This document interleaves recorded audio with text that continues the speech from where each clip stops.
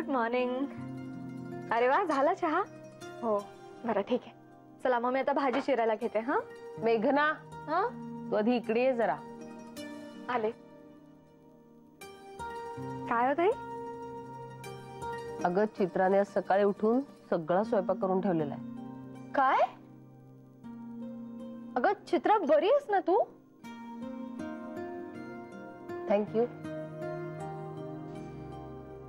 कळलं मला तुझ्या मनात काय येत आहे.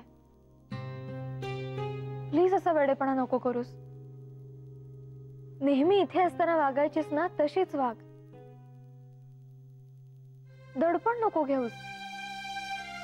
नेहमीची गोष्ट वेगळी होती मेघना. आता सगळंच बदललंय.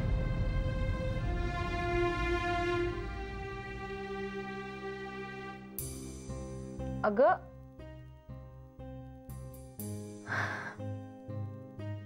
तिला असं वाटतंय की आपण या घरावर भार बनून राहतोय.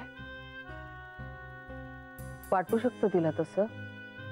आणि तुला सांगू का, आपण तिला कितीही समजावण्याचा प्रयत्न केला ना की असं नाहीये,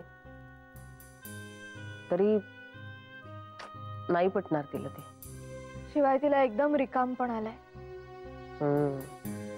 एक तर तिला नोकरीची सवय झाली होती आणि कितीही जवळचं म्हटलं तरी आपल्या घरातून बाहेर पडून दुसरीकडे राहायचं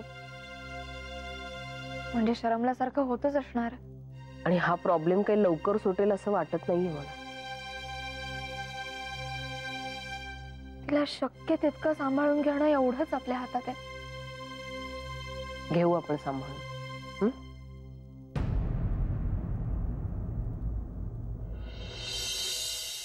थोडे दिवस ना तिला जसं हवं तसं जगू दे. काय सगळे जर का सूचना द्यायला लागले ना तर प्रॉब्लेम होईल. पण असं कसं रे तो मनोज, आत्ता आत्ता लग्न झालंय ना, एवढं टोकाला जायची काही गरज होती का?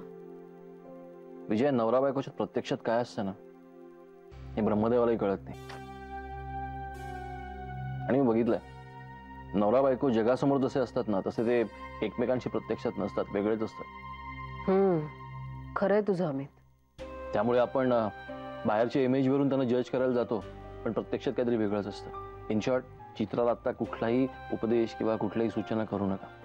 त्यांचं त्यांना समजू देत, जरा काळ जाऊ देत. जरा धूळ शांत झाली ना की त्यांचं त्यांना कळेल आणि आपोआप काहीतरी सोल्युशन मिळेल. हो रे.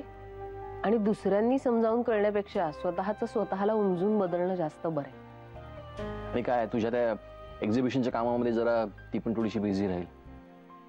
बरं हा विजय, त्या सँडीज, ते बॅकड्रॉप, पिशव्या, तोरणं हे सगळं घेऊन आज दुपारी एक माणूस येईल. त्याच्याकडनं सगळं चेक करून घे. आणि पेमेंट मी केलेलं आहे. थँक्यू अमित. बरं, डबा रेडी आहे ना? हो, आज ना मला फक्त डबा रेडी करायचंच काम होतं. सगळा स्वयंपाक चित्रानेच केलाय. बर, चल भरते मी तुझा डबा.